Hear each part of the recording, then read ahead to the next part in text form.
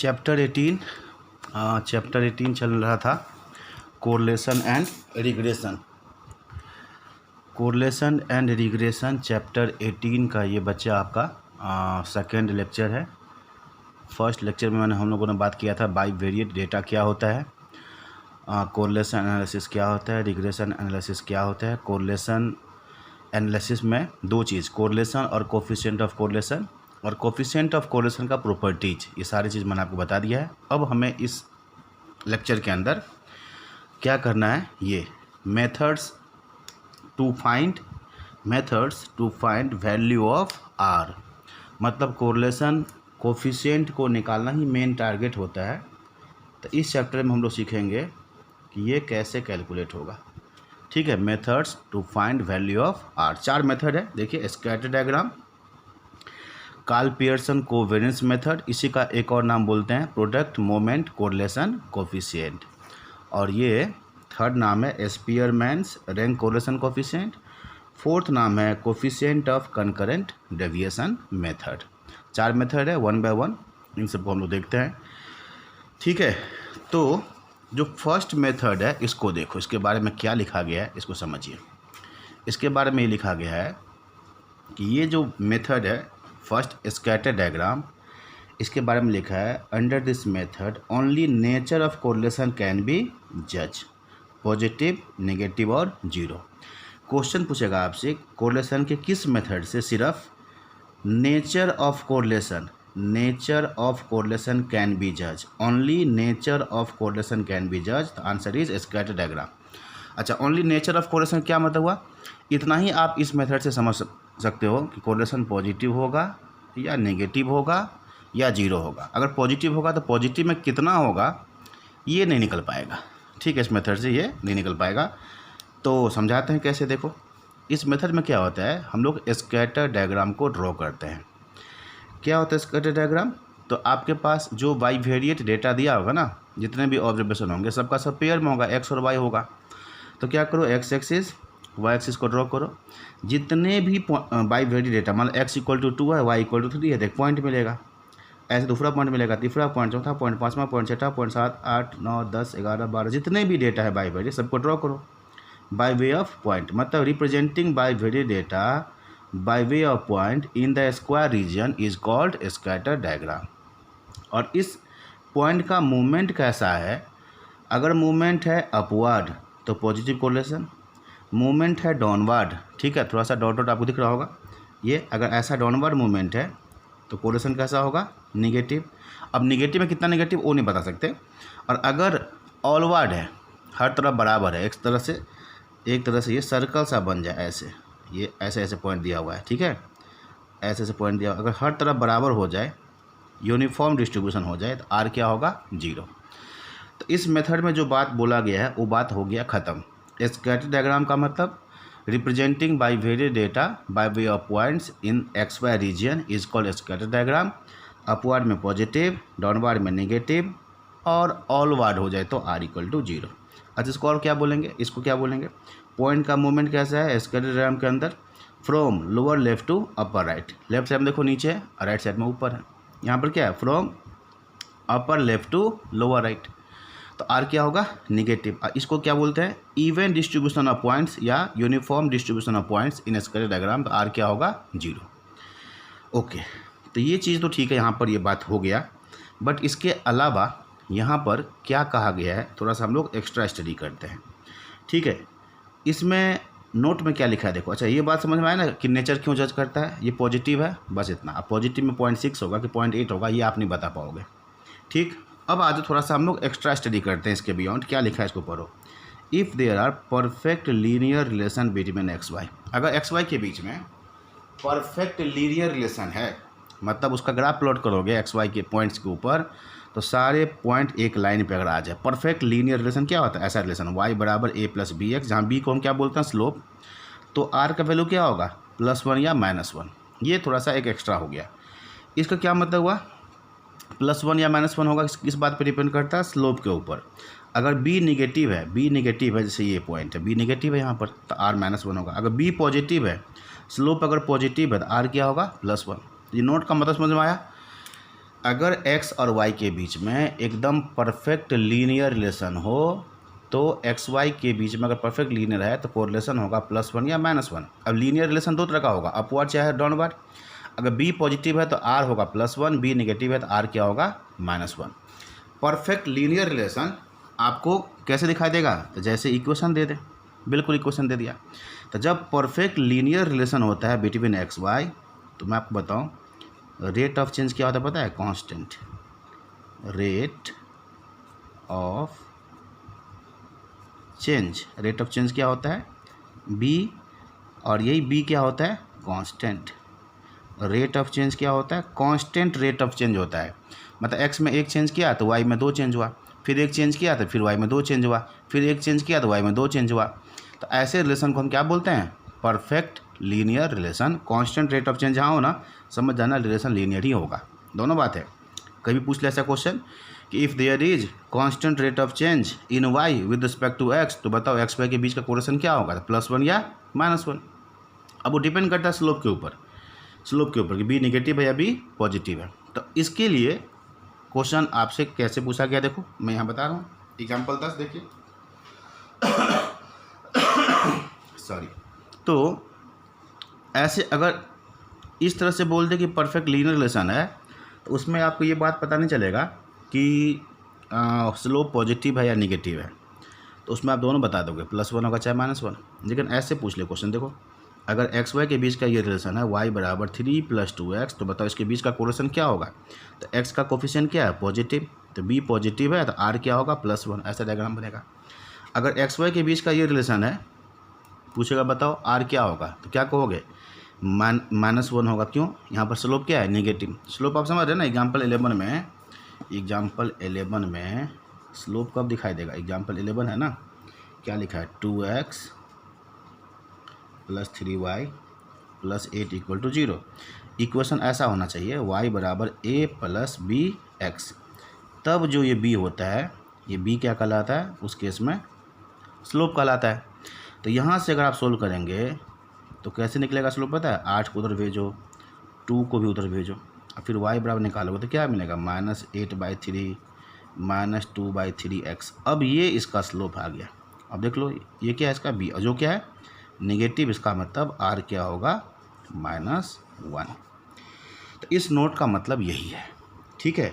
तो इस नोट के हिसाब से एक चीज़ आप और समझो, जितना लाइन के पास होगा लीनियर रिलेशन का मतलब क्या, लाइन बन गया तो r का वैल्यू क्या होगा मैक्सिमम हो गया। इसका मतलब स्कैटर डायग्राम में एक बात आप कह सकते हो, जितना ज़्यादा लीनियर रिलेशन उतना ही ज़्यादा r का वैल्यू होगा। ये पॉइंट देखो एकदम से लाइन पे तो नहीं है, एक डायग्राम ये है, ठीक है।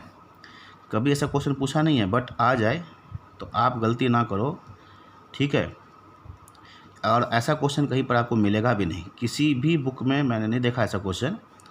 ये मान लो 2 रिलेशन है, ठीक है, ये एक्स एक्सिस से वाई एक्सिस से 2 डायग्राम दिया है। अब आप कहोगे यहाँ क्या होगा कोरिलेशन पॉजिटिव, यहाँ क्या होगा पॉजिटिव। पॉजिटिव में कितना कितना होगा नहीं पता, लेकिन इतना मैं बता रहा हूँ। अब जितना ज़्यादा लीनियर रिलेशन, देखो लीनियर रिलेशन का मतलब क्या था, अगर एकदम परफेक्ट लीनियर हो गया तो R1 हो गया। इसका मतलब जितना ज़्यादा लाइन के क्लोज होगा, पॉइंट लाइन के जितना ज़्यादा क्लोज होगा, R का न्यूमेरिकल वैल्यू उतना ही ज़्यादा होगा। ये भी कोरिलेशन पॉजिटिव है, ये भी कोरिलेशन पॉजिटिव है, लेकिन ध्यान दो ये जो पॉइंट है ना बिल्कुल लाइन के क्लोज है, तो बिल्कुल आप ऐसा बोल सकते हो कि R1 का जो न्यूमेरिकल वैल्यू है पक्का R2 से ज़्यादा होगा। R1 is more than R2। कहने का मतलब लीनियर रिलेशन जितना ज़्यादा होगा, लीनियर रिलेशन, ठीक है, और यहाँ पर क्या है कोरिलेशन, ठीक है, correlation coefficient, correlation coefficient shortcut में लिख देते हैं, ब्रैकेट में R लिख देते हैं, ठीक है। जितना ज़्यादा होगा लीनियर रिलेशन, जितना ज़्यादा लीनियर रिलेशन का मतलब पॉइंट्स जो है जितना लाइन के पास पास होगा, तो लीनियर रिलेशन अगर हाई है तो हाई वैल्यू होगा। वैल्यू क्या होगा, वैल्यू होगा क्या लिख दें हाई होगा। किसका वैल्यू हाई होगा, R का वैल्यू। और लीनियर रिलेशन अगर लो है तो लो वैल्यू होगा R का, low value, high value low value. तो जितना ज़्यादा लीनियर रिलेशन उतना ज़्यादा ही कोरिलेशन कोएफिशिएंट का वैल्यू आएगा। ठीक है, इस स्टडी का ये मतलब है। चलो हम लोग और देखते हैं। यहाँ देखो, अगर एग्जाम्पल 12 को देखो ठीक है, एग्जाम्पल 12 को देखो, या फिर एक और एग्जाम्पल देखो। ये एग्जाम्पल अगर ऐसा कभी आ जाए, एक्स वाई दिया है, कितना दिया है देखो, मान लो कि ये 1 है, ये 2 है, ये 3 है, ये 5 है, ये 6 है। ठीक है, अब देखो मैं यहाँ लिख देता हूँ x बराबर 10, ये 12, ये 14 और ये 18 और ये 20। ठीक, फिर कोई पूछे बताओ कोरिलेशन बिटवीन एक्स वाई क्या होगा, तो हो सकता है अगर आप मेथड से निकालेंगे तो बहुत टाइम लग जाएगा, मेथड आगे है, इसके बीच में कोरिलेशन क्या होगा। लेकिन आप गौर करो, ध्यान से देखो, एक्स इंक्रीजिंग वाई भी इंक्रीजिंग, तो पॉजिटिव तो आपको पता चल गया पॉजिटिव होगा। लेकिन और ध्यान से देखो, एक्स 1 बढ़ा तो वाई 2 बढ़ा, फिर 1 बढ़ा तो वाई 2 बढ़ा, फिर एक्स 2 बढ़ा तो वाई कितना बढ़ गया 4, तो 2 के लिए 4, तो 1 के लिए कितना 2 ही आया ना। रेट ऑफ चेंज यहाँ भी वही है, 2 ही है, हर जगह रेट ऑफ चेंज 2 है। यहाँ पर क्या है, यहाँ पर क्या दिखा आपको, यहाँ पर कांस्टेंट रेट ऑफ चेंज है, कांस्टेंट रेट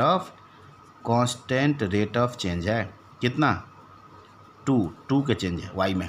तो पता क्या होगा, जब इसका आप ड्रॉ करोगे ना स्कैटर डायग्राम, तो इसका स्कैटर डायग्राम ड्रॉ करोगे तो बिल्कुल लाइन पे आएगा ये, मतलब x1 के लिए y 10 है ना, तो चलो खैर जो भी, यही मान लो यही 10 है, 10 है 12 जो भी है ना, ये सारे पॉइंट बिल्कुल एक लाइन पे आएगा। कितना पॉइंट है, 5 ही है क्या, चलो 5 ही लिखते हैं, ये 3 4 5, इसको लाइन के साथ मिला देंगे, ये जो है ये पॉइंट है, ये पॉइंट है, तो बिल्कुल ये एक लाइन होगा इसका डायग्राम। इसीलिए r बराबर क्या बोलोगे +1, ये तुरंत दिख जाना चाहिए रेट ऑफ चेंज से। ऐसा भी क्वेश्चन कहीं पर, ठीक है, अगर मिल जाए तो आप कर सकते हो, लेकिन ये क्वेश्चन, ठीक, ये क्वेश्चन हो गया, चाहे ये क्वेश्चन हो गया, चाहे इस तरह से कंपेयर करने वाला क्वेश्चन जो है कहीं पर आपको मिलेगा नहीं देखने को, लेकिन ये कॉन्सेप्ट है, तो उसके हिसाब से कुछ नया क्वेश्चन भी आपको पता चलना चाहिए। ओके, और देखो अगर कर्व लीनियर हो, कर्व लीनियर कोरिलेशन होगा तो r क्या होगा 0। कैसे, ये इंक्रीजिंग हुआ और उसी रेट से डिक्रीजिंग हुआ, यहाँ से यहाँ तक +1, उसके बाद -1, 0 होगा, डिक्रीज करके इंक्रीज कर जाए तब भी r क्या होगा 0 होगा। इसको बोलते हैं कर्व लीनियर। ये लाइन मिलकर कर्व बन गया, लाइन मिलकर कर्व बन गया, तो क्या बोलेंगे इसको, कर्व लीनियर कोरिलेशन होगा, तो r क्या होगा 0।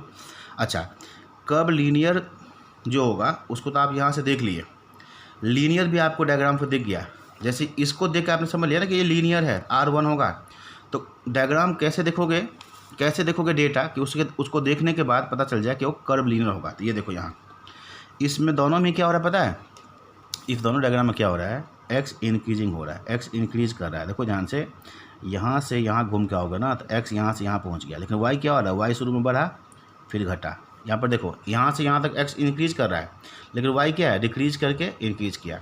तो अगर ऐसा कोई सीरीज हो जिसमें x तो इंक्रीज कर रहा है लेकिन y इंक्रीज होकर डिक्रीज कर जाए या डिक्रीज होकर इंक्रीज कर जाए, तो समझ जाना कर्व लीनियर है और r क्या होगा 0। जरा एग्जांपल देखो 13 एग्जांपल, ये एग्जांपल आपके CA इंस्टीट्यूट के मॉड्यूल में ही है। तो ये देखो -4 -3 -2 -1 बढ़ रहा है, इनकी +1 +1 +1 +1 +1 हो रहा है। देखो +1 +1, x तो इंक्रीज कर रहा है लेकिन y क्या है 2 बढ़ा 2 बढ़ा 2 बढ़ गया 2 बढ़ गया, यहाँ से यहाँ तक इंक्रीज कर रहा है। क्या होगा यहाँ से यहाँ तक x इंक्रीज y इंक्रीज, तो इसके यहाँ तक क्या कोरिलेशन है पता है +1। क्यों +1, कांस्टेंट रेट ऑफ चेंज है।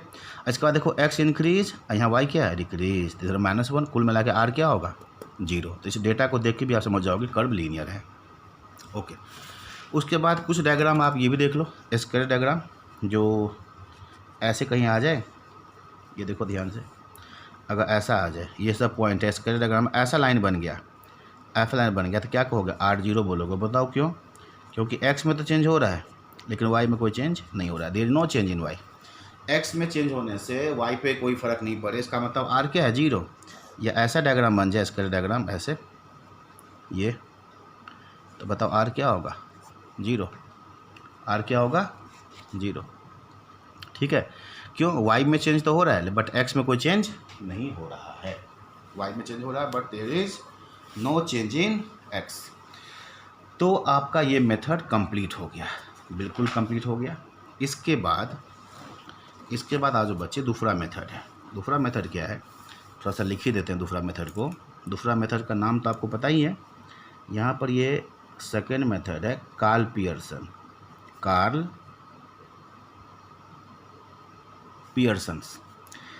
Pearson's covariance method. नाम ही है कार्ल पियर्सन्स में क्या है, कोवेरिएंस मेथड। यहाँ क्या होता है, आर बराबर कोलेस्ट्रॉल। बाकी जो तीन मेथड है, पहला मेथड में तो क्या होता है, सिर्फ नेचर जज होता है। बाकी तीन मेथड में जो है आर का न्यूमेरिकल वैल्यू भी निकलता है। फर्स्ट मेथड में नेचर जज होता है, पॉजिटिव नेगेटिव या जीरो। बाकी मेथड में आर का न्यूमेरिकल वैल्यू निकलता है। कैसे, ये फार्मूला है देखो, आर बराबर इस मेथड में ऊपर लिख दो कोवेरिएंस। कोवेरिएंस एक नया टर्म है, covariance between X Y, covariance between X comma Y. नीचे होगा product of standard deviation of X and Y. ये फार्मूला है, ये फार्मूला देखो, ठीक है। कोवेरिएंस जो है सो दो वेरिएबल होता है ना, एक्स वाई के बीच का होता है। इसको हम कैसे निकालते हैं ये भी सीख लेंगे हम लोग। स्टैंडर्ड डेविएशन निकालना आपको आता ही है, एक्स हो चाहे वाई हो आप निकाल लेंगे, और दोनों का निकालेंगे कोवेरिएंस, तो इसका हम क्या करेंगे, आर का वैल्यू निकल जाएगा। इस फार्मूला पे एक रेस्ट्रिक्शन है, इस पे एक रेस्ट्रिक्शन है। क्या रेस्ट्रिक्शन होगा पता है, कि भाई प्रोडक्ट ऑफ स्टैंडर्ड डेविएशन होना चाहिए more than equal to covariance. बताओ क्यों, क्योंकि आर का जो मैक्सिमम वैल्यू वो क्या होता है, 1 होता है। तो नीचे का मल्टीप्लाई इसके इक्वल होगा या उससे भी ज़्यादा होगा। नीचे ज़्यादा होगा तभी तो ये 1 से कम आएगा, बराबर हो गया तो 1 होगा। नीचे अगर ज़्यादा हो गया तो ये 1 से कम आएगा। तो ये रिस्ट्रिक्शन है, इससे उल्टा नहीं हो सकता वो, ठीक है, इससे उल्टा नहीं होगा। ये हो गया। इसके बाद आप ये समझो कि आर में और कोवेरिएंस में डायरेक्ट रिलेशन है। डायरेक्ट रिलेशन है ना, दोनों ऊपर ऊपर है, तो क्या होगा, डायरेक्ट रिलेशन है। इसके बीच में डायरेक्ट रिलेशन है, मतलब कोवेरिएंस पॉजिटिव आएगा तो आर पॉजिटिव होगा, ये नेगेटिव होगा तो ये नेगेटिव होगा, ये जीरो होगा तो ये भी जीरो होगा। ये डायरेक्ट रिलेशन है इसके बीच में, ठीक है। अच्छा एक चीज़ और देखो, स्टैंडर्ड डेविएशन तो हमेशा पॉजिटिव होता है, ये तो कभी नेगेटिव होता ही नहीं है, कभी नेगेटिव नहीं होता। तो जो साइन कोवेरिएंस का होगा वही साइन किसका होगा, आर का होगा। कोवेरिएंस को हम लोग क्या बोलते हैं, एब्सोल्यूट रिलेशन। आर को क्या बोलते हैं, रिलेटिव रिलेशन। कोफिशिएंट है ना, कोफिशिएंट मतलब रिलेटिव, कोफिशिएंट मतलब रिलेटिव। तो आर हो गया एक तरह से रिलेटिव रिलेशन, और ये क्या कहलाता है, एब्सोल्यूट रिलेशन। होता है ना एब्सोल्यूट वेरिएशन और रिलेटिव वेरिएशन, कुछ वैसा ही है। एक्स वाई के बीच में एब्सोल्यूट रिलेशन, और ये कहलाता है रिलेटिव रिलेशन। ये कोफिशिएंट हो गया जो यूनिट फ्री होता है, ठीक है। तो समझ में आ गया, जो साइन कोवेरिएंस का होगा वही साइन आर का होगा, इसके बीच में डायरेक्ट रिलेशन है। और लास्ट पॉइंट यहाँ पर मुझे बताना है, आपको याद होगा स्टैंडर्ड डेविएशन का फार्मूला तो याद ही होगा। अगर मैं एक्स का सही स्टैंडर्ड डेविएशन तो क्या करते हैं, याद है, तीन मेथड है, लेकिन मैं एक मेथड बताता हूँ यहाँ पर। एक्स का डेविएशन मीन से, उसका स्क्वायर का सम डिवाइड में एन, और उसका रूट लगा दो तो क्या होता है, एक्स का स्टैंडर्ड डेविएशन। वाई का स्टैंडर्ड डेविएशन, ये कौन सा मेथड मैं बता रहा हूँ, deviation from arithmetic mean. Y निकालेंगे, वाई का मीन निकालेंगे, स्क्वायर करेंगे, जोड़ देंगे, एन से डिवाइड करेंगे, रूट लगाएंगे। दोनों एन क्या होगा, सेम, जितना एक्स होगा उतना ही वाई होगा, ठीक है। लेकिन अब यहाँ पर मुझे बताना है COV ब्रैकेट में एक्स वाई कोवेरिएंस का फार्मूला क्या होता है। तो इसके भी दो फार्मूला होते हैं।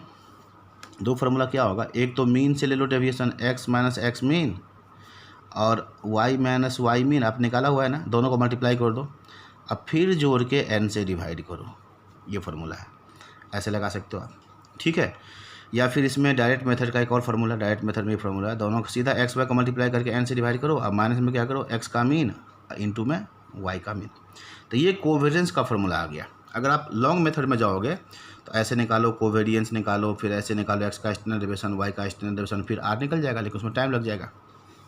तो इसलिए होता क्या है, आपको जो कुछ भी होगा ना सब कैलकुलेट करके दिया जाएगा, बस आपको फार्मूला याद हो, लगा दोगे तो आ जाएगा आंसर। ओके, कोवेरिएंस जीरो तो आर क्या होगा, जीरो। अब देखो इसके ऊपर क्वेश्चन क्या क्या हो सकता है, तो कुछ एक दो एग्जांपल हम लोग बता देते हैं, कर लेते हैं हम लोग। आपको अगर मान लीजिए ऐसे कोवेरिएंस बिल्कुल दिया हो, एक्स वाई के बीच का कोवेरिएंस कितना है, 40, एक्स का वेरिएंस दिया हुआ है कितना 16, वाई का वेरिएंस कितना दिया है, वाई का वेरिएंस दिया है 256। तो क्या पूछा, पूछा आपसे बताओ कोरिलेशन कोफिशिएंट क्या होगा। अगर ऐसा क्वेश्चन आ जाए तो आप क्या कहोगे, ऑब्वियस है यही फार्मूला अप्लाई करोगे ना। क्या लिखोगे, ये फार्मूला अप्लाई करोगे। ऊपर कोवेरिएंस 40, ऊपर होगा कोवेरिएंस 40। अब बताओ अगर x का वेरिएंस है 16 तो x का स्टैंडर्ड डेविएशन क्या होगा, वेरिएंस का रूट 4। अगर y का वेरिएंस है 256 तो y का स्टैंडर्ड डेविएशन क्या होगा, वेरिएंस का रूट क्या होगा 16। तो नीचे क्या आएगा 4 इंटू में 16 और सोल्व करो कितना आता है। देखो 40 को डिवाइड कर देंगे 40 डिवाइडेड बाई 64 तो आंसर आया 0.625 ऐसे। ठीक है। अच्छा इसमें ऐसा भी क्वेश्चन हो सकता है कि आपके सामने क्या हो, रिस्ट्रिक्शन के ऊपर कोवेरिएंस दे दे आपको कोवेरिएंस दे दिया, मान लो एक्स वाई के बीच का कितना दे दिया 40। एक का दे दिया वेरिएंस, मान लो कितना दे दिया, एक का वेरिएंस दे दिया मान लो 4। तो पूछा क्या बताओ y का वेरिएंस क्या होगा, y का वेरिएंस क्या होगा, ऐसा कोई क्वेश्चन आ जाए तो अब ये क्वेश्चन कैसे बनेगा बताओ। अब ये क्वेश्चन तो आपको समझ में आ गया होगा, इस फार्मूला से नहीं बनेगा, ये मेन फार्मूला है क्योंकि हमें कंप्लीट चीज़ नहीं दिया हुआ है। तो ये किससे बनेगा पता है, इससे बनेगा रेस्ट्रिक्शन से। देखो कैसे, कोवेरिएंस दिया हुआ है, एक का दिया हुआ स्टैंडर्ड, ये क्या लिखा मैंने, ये एक्स वाई होगा, मैंने यहाँ पर एक्स लिखना था, product of standard deviation of x और स्टैंडर्ड डेविएशन ऑफ वाई। हाँ ये देखो ठीक है, एक्स वाई होगा। तो एक का दिया हुआ स्टैंडर्ड डेविएशन और दूसरे का पूछा है, लेकिन स्टैंडर्ड डेविएशन नहीं दिया है, वेरिएंस दिया है, वेरिएंस पूछा है, तो इसी बात से निकलेगा। तो आपको लगाना चाहिए फार्मूला कौन सा, रिस्ट्रिक्शन। ये क्वेश्चन बनेगा रिस्ट्रिक्शन वाले फार्मूला से। तो अप्लाई करो, आप ये अप्लाई करो, रिस्ट्रिक्शन का फार्मूला अप्लाई करो, product of standard deviation of X standard deviation of Y क्या होगा, more than equal to covariance. ये रिजल्ट अप्लाई करो। एक्स का स्टैंडर्ड डेविएशन कितना, यहाँ से निकालो, एक्स का स्टैंडर्ड डेविएशन कितना 2। ठीक है 2 आ गया, या थोड़ा इसको ज़्यादा करना चाहिए यार, 16 रहने दो, 16 4 बहुत कम हो गया भाई। हाँ एक्स का स्टैंडर्ड डेविएशन कितना 4, इसका रूट वाई का स्टैंडर्ड डेविएशन मालूम नहीं, more than equal to covariance कितना है 40, 4 से 40 काट दो 10। तो बताओ y का स्टैंडर्ड डेविएशन क्या मिला, मोर देन इक्वल टू 10। तो ये आंसर जो है सो मोर देन इक्वल टू में आएगा, इक्वल टू में नहीं आएगा। ये answer more than equal to में आएगा, ये इक्वल टू में आंसर नहीं आएगा। ये आ गया, लेकिन हमसे क्या पूछा y का वेरिएंस, तो क्या करो स्क्वायरिंग करो बोथ साइड, स्क्वायरिंग कर दो बोथ साइड। तो बताओ इसका स्क्वायर क्या हो गया, y का variance more than equal to क्या हो गया 100।